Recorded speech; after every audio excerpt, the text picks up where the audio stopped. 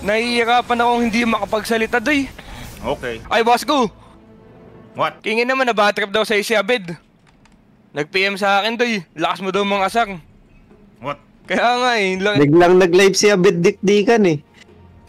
Eh no, panoorin mo lang, doy. Matututo ka dyan, doy. Tutulog na ako. Okay. Oh, gago tong mga to. Si Abed daw nung nalulong.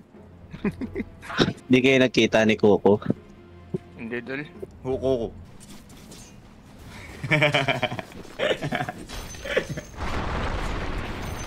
Ano yung boss ko? Ba't ka matawa ka, boss ko? Hirap na ako, putang ina.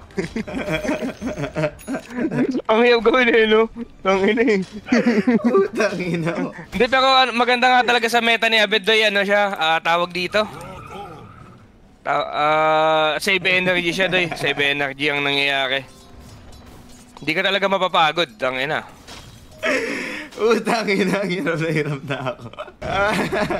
Utang ina yun. Utang ina, parang ina-torture kay sarili ka, day.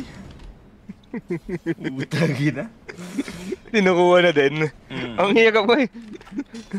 Tanga na, nung narinig ko yung ano mo tayo, solid ka mga opya, doy. Tang ina. Sobrang laugh, takipang puta. Ang ina mo. Ay, tama. Demon ka.